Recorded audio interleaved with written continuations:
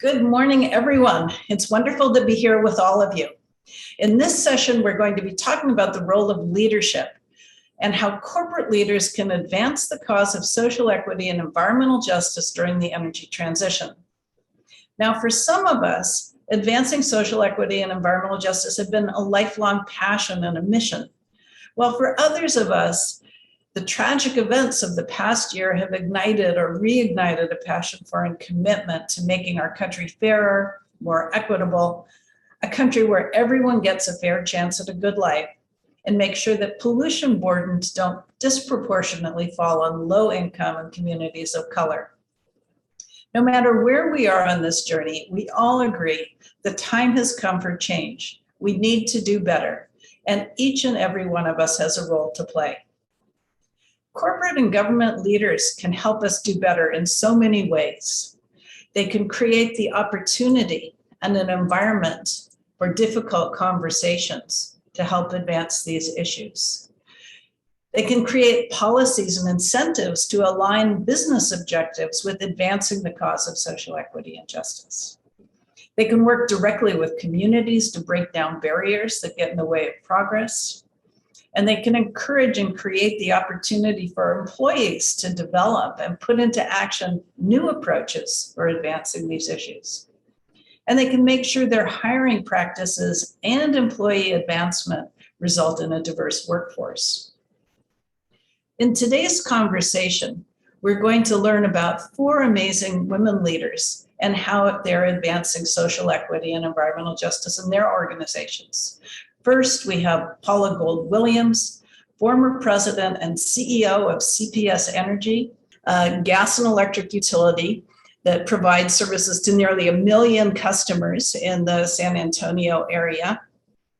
And in addition to her role there, she also serves on a broad portfolio of boards and committees and is the immediate past chair of the San Antonio Chamber of Commerce.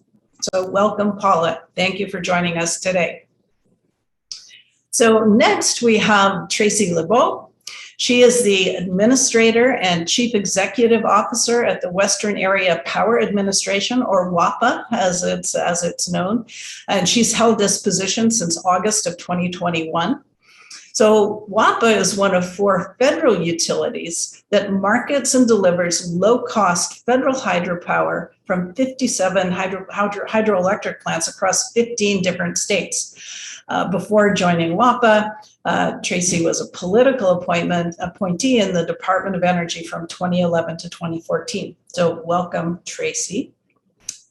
And next we have Carla Peterman, currently the Executive Vice President for Corporate Affairs and Chief Sustainability Officer for Pacific Gas and Electric, a utility that serves Northern and Central California. And earlier in her career, she served a 6-year term as a commissioner at the California Public Utilities Commissioner, where she did an awful lot of things, including leading the adoption of the first ever utility scale energy storage mandate in the country, and also investment in the adoption of electric vehicle charging infrastructure and implementation of California's renewable portfolio standard. And prior to that, she served in the California Energy Commission. So welcome, Carla. And finally, we have Cathy Zoi, who is the CEO of EVgo, a public fast charging network with stations across the United States. And she brings decades of experience in clean energy, including investing and working with policy communities. And earlier in her career, she served in the Obama administration as the Assistant Secretary and Acting Undersecretary at the Department of Energy, where she oversaw investment of more than $30 billion in clean energy infrastructure. And in the 1990s, she was Chief of Staff for Environmental Policy in the Clinton White House, and she pioneered the Energy Star program while at EPA. So welcome, Cathy. So anyway, an incredible group of leaders here. And the way the session is going to work is I'm going to ask a series of questions to the panelists. Then we're going to open it up to questions from all of you. So please do send in your questions. And this is a really great opportunity to hear firsthand from people, great women who have so many experience in so many different ways. So So please do get us those. Okay, so we're going to start. So question number one. So I think that every one of us has a personal story or an aha moment when we realize that we simply have got to be doing a better job. We need to do a better job eliminating the injustices that some people face every day. And we have to do a better job making sure that everyone has a chance for a good and healthy life. So I'd like to just start by asking each of you, what were your aha moments and what's your personal story? And how have these shaped the lens through which you look at social equity and environmental justice? And what does that mean to you? So I'd like to start with Paula. So welcome. Thank you for joining us. Well, Sally, thank you so much. And it's very nice to be with all of you today and on such an important topic. Look, I think what I would start by saying is I'm a student of the industry, and I'm actually an accountant by education and training. I'm not an engineer. And so I've always looked at my opportunity to lead an organization in energy as luck to a great degree. I've made a lot of choices. I come from a background where there wasn't privilege in my, overall. And I think a lot of times when people think that they're talking to CEOs that they don't know. And actually, I do know from that experience, and it's always with me. And I would say that my whole life has been these micro ahas that I have been dealing with, and just some quick revelations when we were initially coming out of the recovery period under Obama, and we had, given to us access to weatherization funds, and it was initially through our owner, and then ultimately, we had the ability to go weatherize homes. And, just to understand that we needed more programs where we could get enough assistance to really do a full service in homes that had, they needed assistance. And we also worked to make sure that we did the installation ourselves. We brought in people that helped us do that. But the knowing that we were helping making people's homes tighter, and really realizing that they would normally not even, a rebate program wouldn't have helped them at all. So we really began to understand that every time we did something, we needed something for every economic part of our community. And we needed to find as many things that could speak to people who just wanted to also participate. Everybody wants to make a difference in energy. Everybody wants clean air. And so accordingly, you have to really be thoughtful that when you're doing it, you're looking for as many places to go in parts of town where they wouldn't normally even raise their hand, let alone be able to access these programs. And then the last piece I would say, what we did last year is we created an outbound call group that is still in effect. And what we ended up really realizing is that most of the time utilities are actually responsive. They restore power, they do all these things. But we really changed our position and started calling customers, very much focusing on customers from an economic standpoint. They've lost their jobs, they've lost family members. And we finally decided that it wasn't even about all of energy. We wanted to find them programs through the United Way, the food bank, all of those things. And a utility company historically wouldn't get into that. And it's the best place for our employees to be. They feel so much more helpful. They feel they're more mission driven. And the fact of the matter is a community can't really thrive if you really have people suffering. And so you got to do more. Okay, all right. Well, thank you. Yeah, I mean, it sounds like a really proactive approach to engagement with people instead of sitting back and waiting till it's clear that there's a problem that you're trying to get out ahead of that. And that sounds really wonderful. So, okay, well, let's move on to Tracey. Great, thank you. It's a great question, Sally, because I think it can lead us into a lot of different areas. I think I've had a couple of ahas throughout my career and continue to have them. But I think part of it, one of my initial ones early on in my career And actually right after I'm law trained, I've always gravitated towards law and justice issues, and natural resources, and how those issues play out, in communities, both negatively and positively. And part of what I think informed that and my natural gravitation towards that was I am a Native American. I'm Indigenous to the United States. I a member of the Cheyenne River Sioux tribe in South Dakota, a tribe that was had some of their lands inundated to make way for hydroelectric development.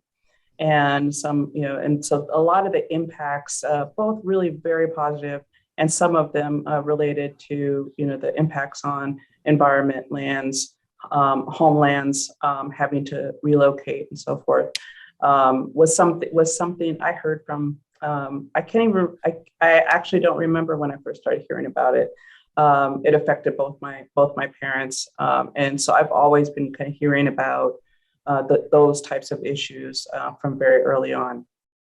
And when I was getting ready to graduate law school, and I thought when I started entering into the professional, my professional career, I started, thinking to myself and looking at those, and in the business, and being a student of leadership, and how successful people operate and move around in the business. Is very aggressive, talk, loud, a lot of very focused on, performance, and very, individually focused, where I was coming from a culture and community and a family that was a very high value put on humility, and very high value put on service to community, thinking your world view is, your extended family and your community. And, so it was a tension early on, in my career, to kind of sort through, how do I show up in a professional workplace, and stay true to what, the way I have been raised in my whole worldview. And, that indigenous, very particular indigenous worldview that is, very thinking long, 7 generations ahead, very focused on, extended familial type of relationships. I am glad to kind of see these days, and particularly right now, that I feel like the industry is more accepting of that, and embracing it, and seeing the value of those types of approaches to how we develop our people, how we develop our business, and what success means. And I think that's been an aha throughout my career, that I don't feel like it has to be an either or. I feel like there's a way to respect and incorporate a lot of those values into how we lead. And now here I am at Western Area Power, who, we are very, very public service oriented. Our workforce is incredibly passionate about the communities that we serve, and that we provide low-cost hydropower to, low-cost clean energy to, and how that is a real building block for a lot of very rural and a lot of disadvantaged communities throughout our 15-state footprint. And so that resonates very deeply with me. And I'm just so proud and thankful to be working at a place and with people that it means just as much. Oh, thank you. So Carla, maybe we'll move on to you. Sally. Well, in terms of my own personal story, I got interested in energy first from an interest in environmental justice. I went to a historically Black college and took an environmental justice course, and very much thought I would be an environmental attorney. I was very moved by efforts to close power plants, deal with local air pollution. And then I had a professional aha moment in graduate school where I started learning about economics and energy. And I said, well, I could have more of an impact, or just a different type of impact, if I'm involved in the production of energy itself. If we can design energy systems in a way that are more just and equitable at the onset, that is an easier process than after the fact, trying to dismantle an energy system and deal with consequences, because at that point, you've already suffered the community impacts. So in that, I pursued this career in energy and working in utility regulation now at a utility. And I've always been struck by the fact that we are trying to solve for very complicated things that really seem hard to solve altogether. Safety, reliability, clean, particularly in California, and affordable. And so there have been times where in my career where I felt pretty helpless and then oftentimes frustrated when environmental justice advocates would say, but you need to do more, but you need to do this. And I think, oh, if they only understood how technically hard this is and how what we're already doing is on the cutting edge, then they would understand more. And then the aha moment I had related to that was I was in a community workshop at one point, and we were talking about what it really means to have a community-centric, ESG-focused policy. And the comment was, first of all, you can't do it at the end. You've got to build it in the beginning. And then also, the community members are experts in their community. They don't need to be experts on the technical system. They don't need to be experts in energy. Like, that's my job. Their job is to bring forward and represent what is happening to them and their community. And it is core to my job to integrate that. And so that stopped me from feeling frustrated or helpless, and more so feeling empowered that I have this awesome responsibility and opportunity to take that input, take that expertise, combine it with technical expertise and economic expertise to deliver. The last aha moment I wanted to share was when I was a regulator. I remember dealing with a rate case where community members came forward and said a $5 a month rate increase was too much. And I thought, okay, $5, that's a latte. But it's like, these folks aren't buying lattes. People were very compelling and saying, this for me is a choice. It's a choice between this or food. This is a choice between shelter. And it really struck me, just the perspective there, that every increase matters for someone, and just how important it is to make sure we've got that safety net to make sure that everyone can access these essential services. And again, that even if it's hard, it's my job to keep trying to do better and better each time. Okay, great. Thank you. Well, there's a lot to unpack in all of these remarks. We could talk about this a lot. Maybe we'll get back to some of these things. So Cathy, how about you? Yeah, look, I what a great forum and a great conversation just so far. I'm absorbing it all. For my part, I studied geology and engineering, and that back then, it was very rare to be a woman in energy. I spent my career in energy, and I never actually really thought much about it. Like, I was the oldest of 3 daughters. I had no brothers, so I always had to do the things that traditionally in my vintage the boys would have to do. So, and my father said, "Off you go." So I wasn't conscious of it actually, particularly about women, about the potential bias against women in energy, until I got to Silicon Valley. In government, it felt fine. In the utility world, it actually felt pretty okay. In Silicon Valley, when I arrived after I left the Obama administration, it felt still there was a lot of unconscious bias. So when I moved to EVgo, what I have tried to do is ensure that we actually open the aperture and take and embrace the points of view of everybody. And again, I think we're going to get to it further in this conversation, but I'd love to actually talk a little bit about the journey that EVgo was on to try to eliminate unconscious bias and to enable electric for all, because it's a wide spectrum of activities and it is indeed a journey. Okay, thank you. Yeah, you bring up the issue of women in clean energy, and we've heard a number of different takes on that. I think that, adding sort of an aha moment for me, because I also was not terribly sensitized to, some of the challenges of all different kinds of people. But one of the things that would always frustrate me is to be standing next to a man and have everybody walk right by me, all the dignitaries walk right by me and walk up to the man right next door and say, well, hello. And it's like, well, hi, I'm here too. And and that's just a very little tiny, I think, sliver into what it feels like to be disregarded and just intentionally overlooked. So there's a lot of work to do in that regard. So I want to move on now to solutions, to how you as corporate leaders can make a difference. And I think having heard your backgrounds, and you're running these large and complex organizations, and can you talk about some of the specific things that you've done to try to create an environment where social equity and environmental justice are central to the way you go about doing your business? And I think we'll start with Tracey. Thank you. Certainly, thank you. So I think on the people side, one of the very intentional things that that our organization did a few years ago was, of course, like everyone else, we're looking at, we were hearing about diversity inclusion, and you hear it all the time, D&I, D&I, D&I. And they had a very intentional conversation about how that looked for us.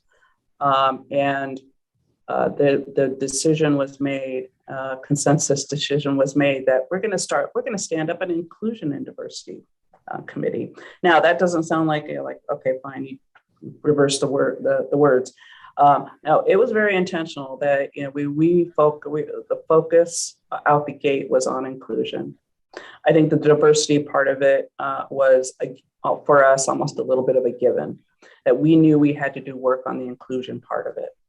And so since then, we have been training to unconscious bias, throughout the entire organization, and we're still doing that work. We feel like we still got work to do on the inclusion part of it before we start tackling equity in the next year or two. Of course, it's on our mind. We work with communities across our 15-state footprint. We have over 700 customers that we sell wholesale hydro to. So and all of our folks are throughout all of those communities. So it's not, we're not sitting in, one spot and not living, but we are living in those communities. So that perspective that our folks bring back every single day is just critically important. We always make sure that we have those voices in the room. We've also started doing blind application processes for some of our leadership programs. And so that's been really interesting to see how that's played out. It's played out very positively. It has changed a number of women that are, being selected into some of our training and leadership development programming. And then last, I think for our, pivoting a little bit towards the equity part of it, because we are paying attention to it, but I don't think we've settled on exactly, what our priorities are going to be in that.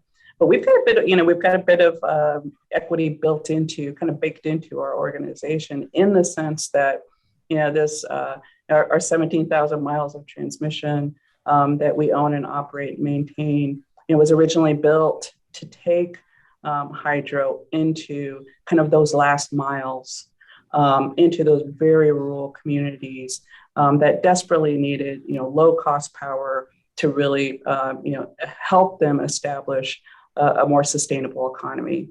And that's something, we take very, very seriously and very committed to maintaining that low cost, and to provide that value to those rural and disadvantaged communities. So, thanks, Sally. Yeah, and maybe just to follow up a little on that. I think people don't really know that there are still people who lack access to electricity in this country, and particularly on Native American lands, and I think that's it's crazy. We should do better than that. And it sounds like you're trying to do that. And are you making progress? Are you confident that we're going to get there?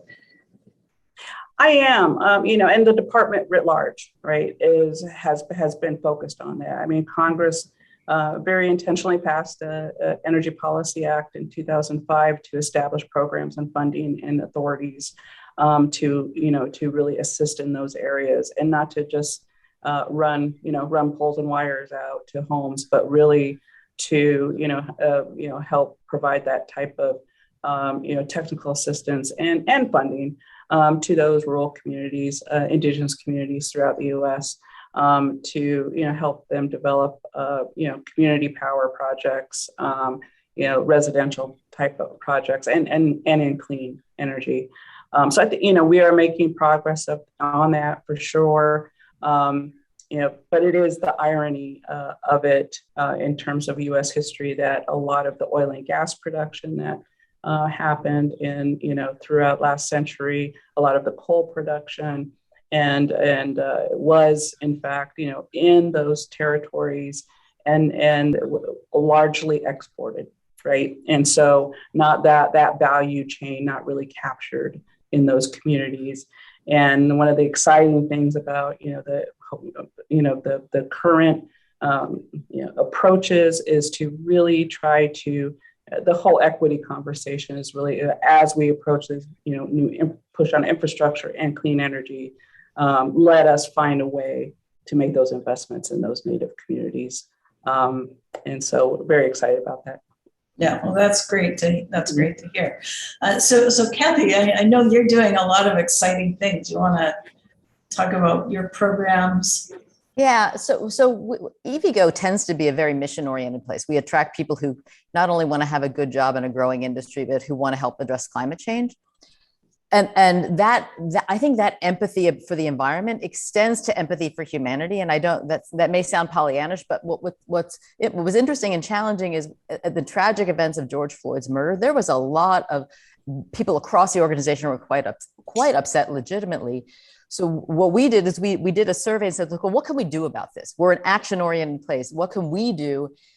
We had the vast majority of people across EVgo said, here are my thoughts. Here's what I do. We put those we created a bunch of working groups that touched on training and unconscious bias, recruiting more effectively to take advantage of diverse points of view in helping the organization grow, advancement within the organization once people were there, because it turns out that across the top of the organization, we're pretty monochromatic and we need to do better than that. People also said, how can we be more engaged in our communities? Like literally, EVgo is, our headquarters is in LA. How do we get more involved with disadvantaged communities and communities of color? And then how can our business be truly about advancing electric for all? So each of those had specific action plans, were employee-led, and we have integrated all of those actions into our OKRs, our objectives and key results. So we measure our progress in each of those areas quarter by quarter. So let me give you an example on the electric for all. When we site charging stations like the one behind me, we actually put them through an EJ screen. The EPA has come up with an environmental justice screen, and we make sure that we are not just putting charging infrastructure in wealthy white neighborhoods. And that is now a core part of our business. And we as we extend across the country, we have adopted some local community charities that our folks are getting involved in. Even though we're national, we do these things. So there is just a variety. For me, yes, we need to grieve and discuss things when they happen badly, but we need to then turn those into progress and action. And I would say, it's a work in progress. We are not perfect. It's going to be continuous improvement. We're going to measure, though, our progress. And I'm really proud of the widespread employee engagement across EVgo. That's great to hear. And how do your employees respond to this? But everybody responds really, really well, unless they have to co-chair a committee and they say they don't have time for it. but that's really practical. As I say, in 80% of folks put up their hand and say, I want to be on that task force. I want to be on that task force. So and when we did some training on unconscious bias, it was mandatory training, but we had total commitment in the breakout sessions. And again, there were people that were moved to tears that in a way that was extremely constructive and very showing vulnerability in a work setting. I just continue to be buoyed by the acknowledgement that we need to all continue to work together to make this better. Okay, thank you. Carla. Well, PG&E is a large company. We have 25,000 employees and 15,000 contractors, and we serve 16 million people. And so what's awesome, I think, about being at a utility is that we represent the communities that we serve in. We're actually living them. We're customers as well as coworkers. And so our purpose statement at PG&E, which we refined this year, is delivering for our hometowns, serving the planet, and leading with love. And it's the leading with love part that people are a little surprised about to hear from a utility. And we talk about that a lot. What does that mean when you lead with love? It is starting from a place of commitment, of recognizing that we are imperfect. In many ways, we are most imperfect in our relations with people we love the most, but we stick with it and we work through things. So we start with that framework, and we've been working with all of our coworkers about what does that mean in terms of our engagement with our community? What does that mean in terms of our work on safety, environment, social justice? And so we're doing some of the things that others have raised as well, targeting screens in our projects, targeted work with our charitable. But one thing I wanted to highlight is our work on psychological safety. The importance of constantly talking with our coworkers about what a psychologically safe environment is, where you ask questions, where you speak up, where you raise issues, where you challenge each other. Because if you don't feel psychologically safe, then we're not going to surface when we don't see ESG being appropriately treated in our work. And managing an external oriented organization, and I've got the reps who are in the field, who are working with our tribal partners, for example, our disadvantaged communities, having them feel safe to raise issues and say to the engineer, you know what, I get it, we got to do this reliability, but we didn't co-create this the way we should have with our community, is first and foremost a matter of really importance. And then the other thing I wanted to say is like putting resources at it. I mean, Cathy got on this, but within my organization, I have an environmental social justice manager whose full-time job is working to make sure we are working appropriately with the communities. We have an environmental social justice policy. We just developed our human rights policy. So it's also putting in, sometimes people want to do the right thing. They don't know what that means. So it's starting to give that guidance from the top down as well. So psychological safety allows for our coworkers to bring their perspective to this. And so it's ground up. And then having these policy statements at the highest C-suite level really give that direction that this is a priority for our company. Thank you. You know, I like that you talk about a psychologically safe environment. And what I also think about is just trust. You know, to have a safe environment, you have to trust people. And actually, this is the second time in your remarks that you sort of brought up this idea of well, what to me underpinned it was trust. You mentioned that, you know, when you were working with the communities, it's the community's job to advocate for their concerns and bring forward their concerns. And it's your job to bring forward technologies and so forth. But for that to work, in the end of the day, there really has to be trust on both parts. And, you know, I think the question is, how do we create this more trusting society that is trustworthy and trusting? Well, you know, I gotta say too, when being at a utility and being in government, these are institutions that have been around over 100 years. And so there's a long history of circumstances where we haven't had trust, right? And we talk a lot about how the trust bank is easy to withdraw from and hard to add to. And so first and foremost, I think just acknowledging where you haven't done right. You know, we're owning our history and owning our desire to do better. Sometimes people just want to hear from you that you understand that things haven't been going as well as they should have, right? And then I think it's just showing up, demonstrating, saying, like, you know, listening, learning, responding. I mean, I love it when we get what might be an issue that's a small issue, right? But we're able to fix it, because you never know who you're fixing it for, right? That person tells their neighbor, and they tell their neighbor, and their neighbor's the mayor, who knew, right? And so I just think it's a long-term commitment. And that's why we have love as a part of our mission, which is like, we are in it for the long haul, because we want to serve people for the next 100 years. And so I just think you have to have that mentality. Yeah, no, thanks. I think that's so important.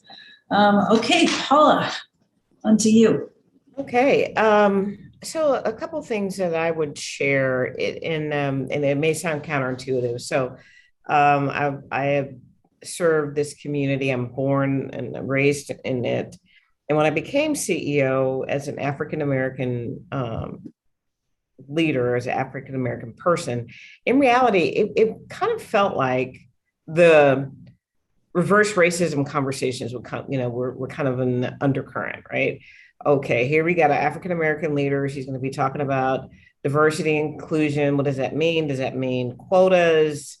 And the conversations, although would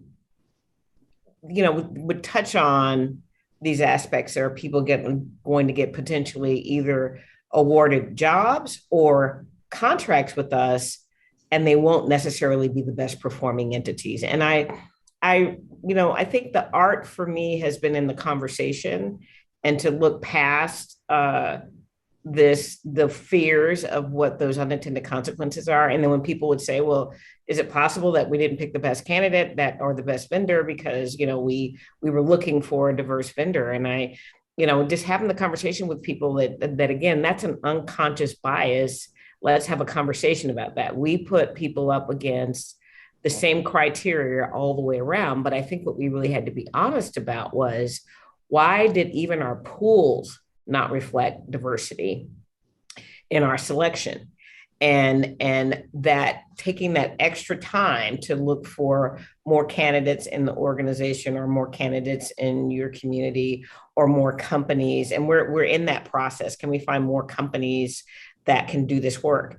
Now, there is an element when you're a utility, you're not doing a lot of general work. In some cases, for us, we're the only utility in town.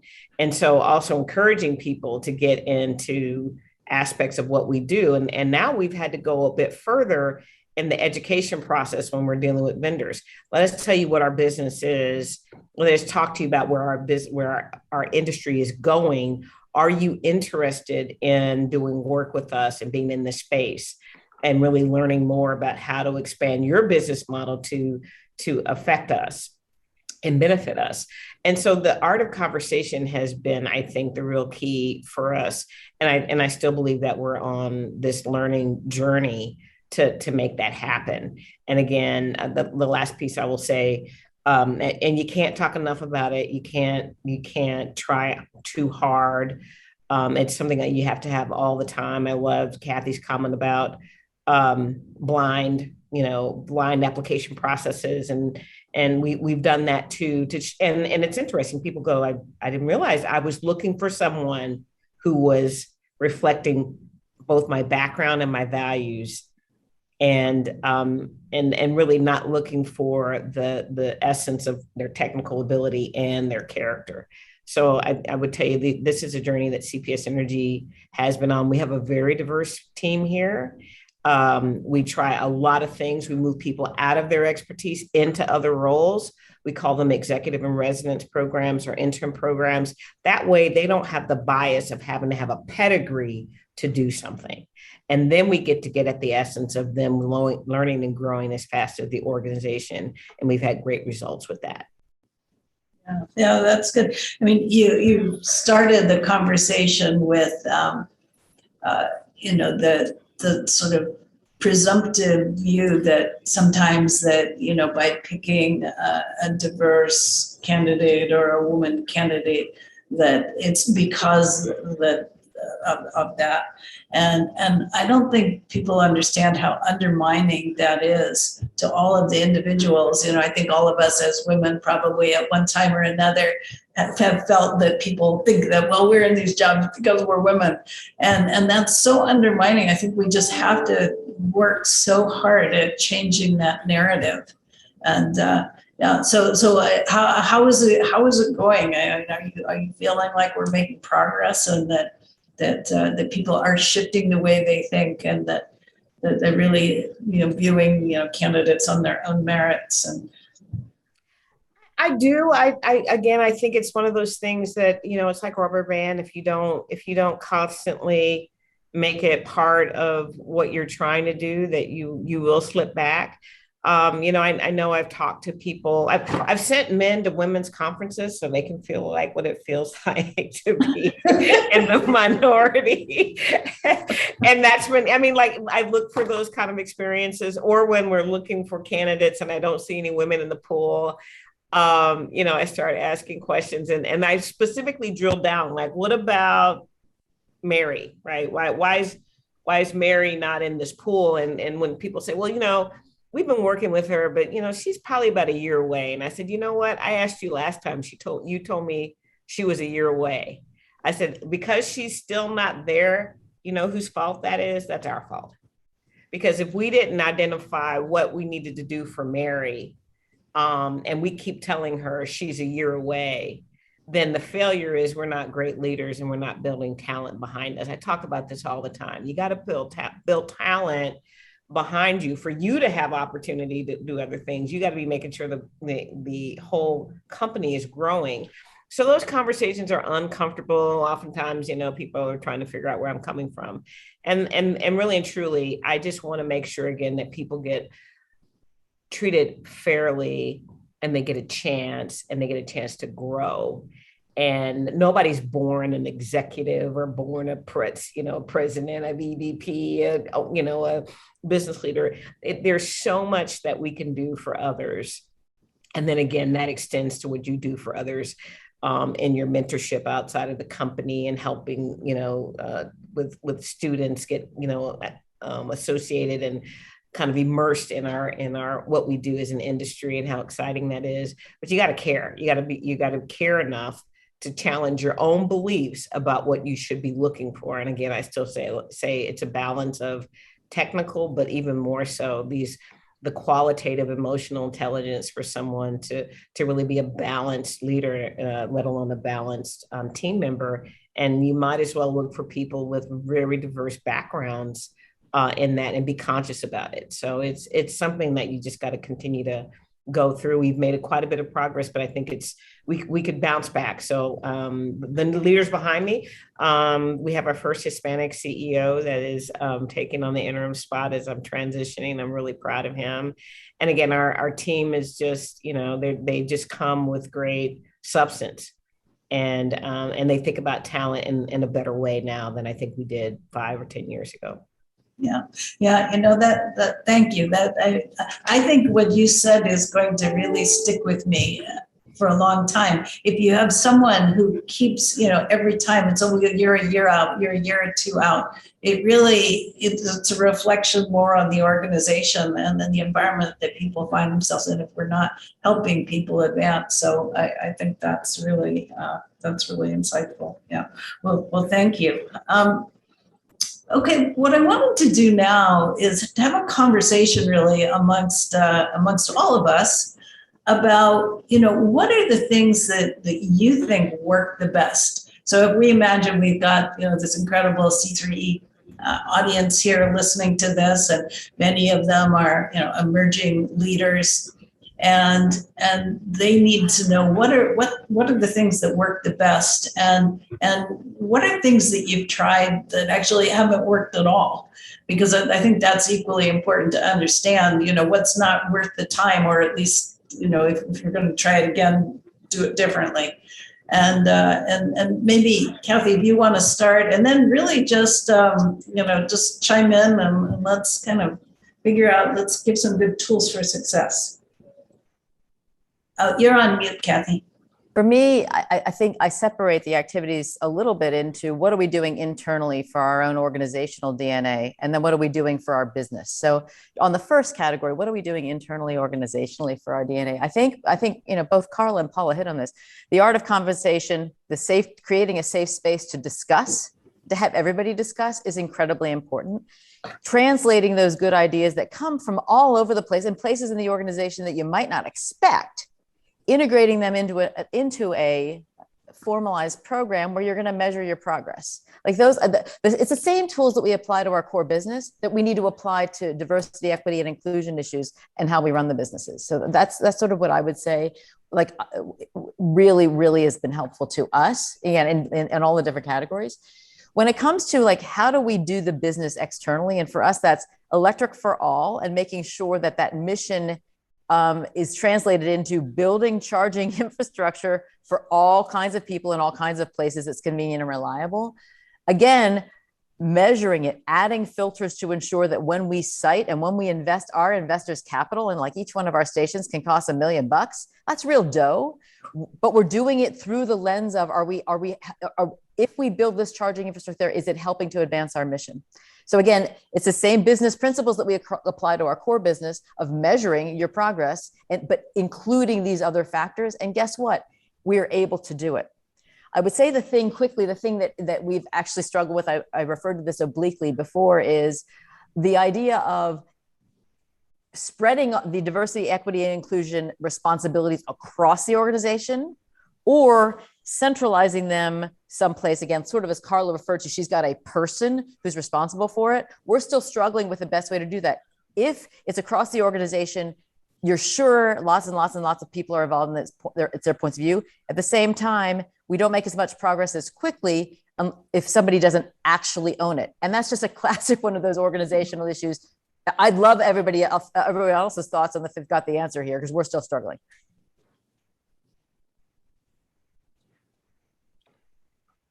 So the rest of you, and any thoughts or follow up to Cathy's question? Hey, this is Paula. Actually, Cathy, I would say that we struggle with the same thing as well. What's the best way to do that? I still believe that for us, when we have done this thing where we've picked a person and put their name on a program like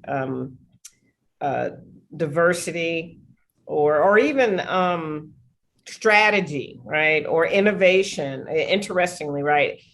It actually has a counter effect sometimes. It feels like, oh, well, they'll tap me on the shoulder when I need to do that. Or I guess they're lucky because they get to be the ones that champion this, and I'm gonna just kind of be reactive. And utilities have our general DNA is to fix things, to react to things, to restore power, to fix something that's broken, to call a customer back. And so for me and my leadership, I've really tried to get more and more people to understand that strategy is part of your job, innovation is part of your job. Thinking like you want to develop talent and ensuring that the talent pool that you're looking at when you're making individual hiring decisions is as important as anything that's done anywhere else in the community. So I get the whole thing about that. What I try to do, have tried to do in the past too, is to get every senior leader in our organization to own that within their own organizations.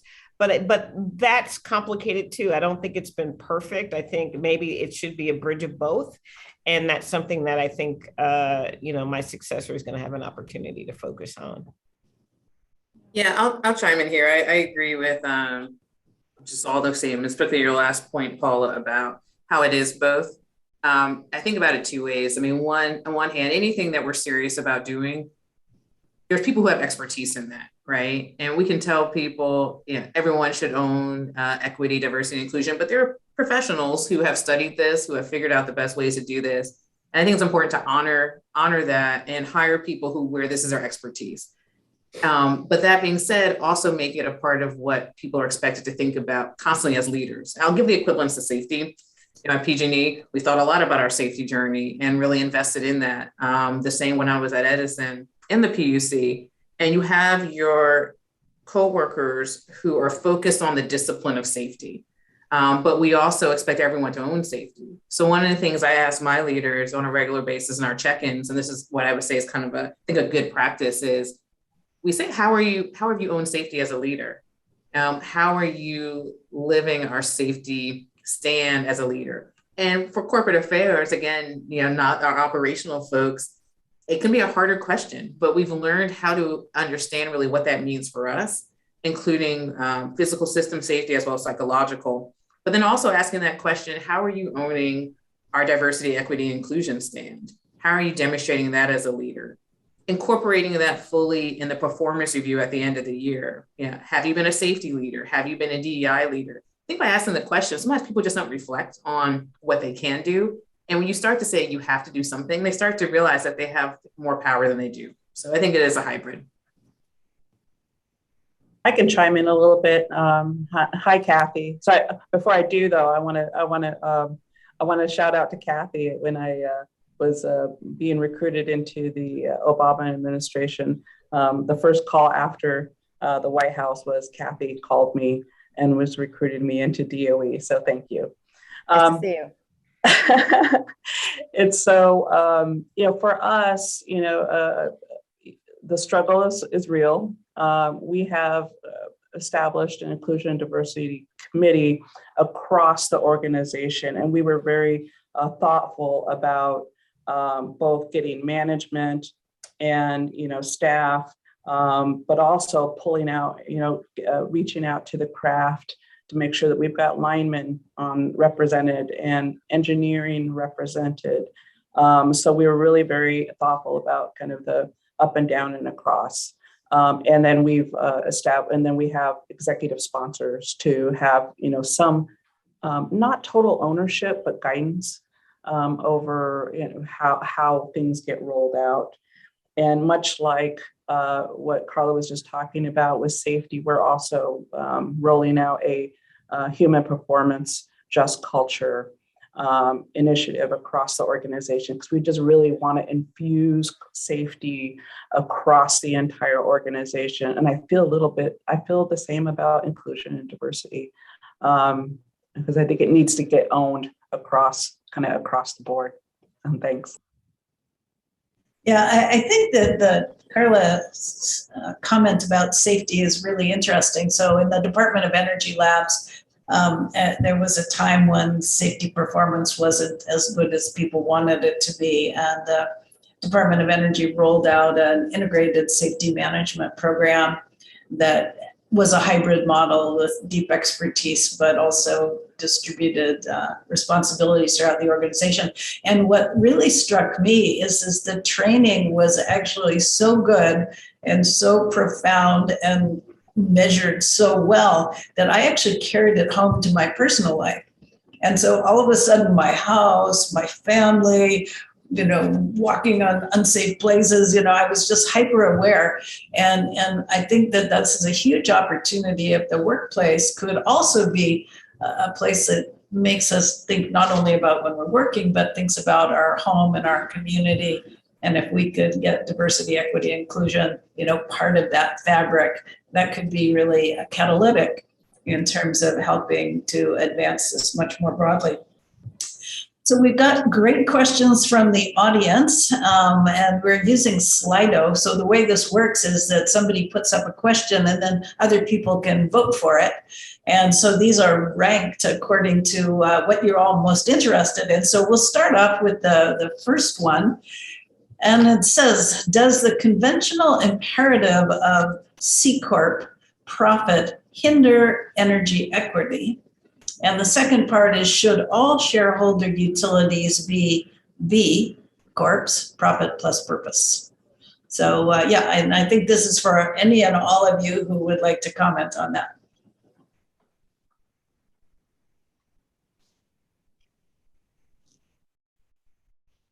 Well, I think what I would add is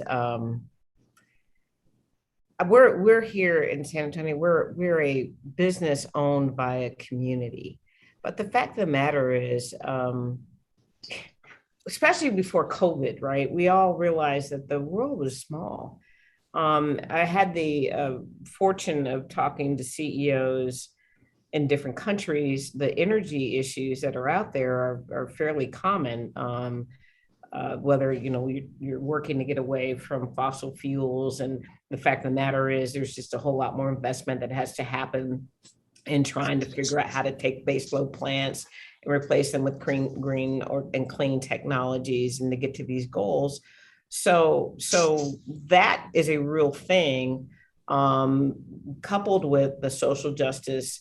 When you watch social justice issues, and I always say, what the sacrifice that we took in losing Mr. George Floyd to something that historically was associated with hate and racism that is not new. This is that reflection just brought forward, hundreds of years of issues and discrimination. So this is now squarely in our lives. Energy issues are squarely in our lives. And so I think every organization, and particularly a business, needs to have the dynamic of how to be viable moving forward, but also making sure that these aspects of how do you do it in the most socially just way? How do you improve the environment? How do you make sure that people are kept safe, that people are felt that they feel like their energy systems are secure? and making sure that everyone has the ability to afford an essential service. All of those things have to be wrapped up in balance, whether or not you are in one aspect or another. But I think businesses no longer have the opportunity to just go to the financial bottom line. And I'm a financial person. You've got to do it through this additional prism. And hopefully I'm addressing some of the interest there on both sides in that question. Okay, and I'll just a quick thought on that. Well, I was just going to add, I agree with Paula and just say, first of all, it's in our investors' interest that we incorporate environmental social justice because we need our customers to pay their bills and everyone's our customer. So that's first and foremost. And so if they're not able to afford their bills, it's a problem for us. It's also an issue where if they're not happy with their service, we're also regulated entities. And so our regulator will come down and give us direction. So the more we can solve that ourselves.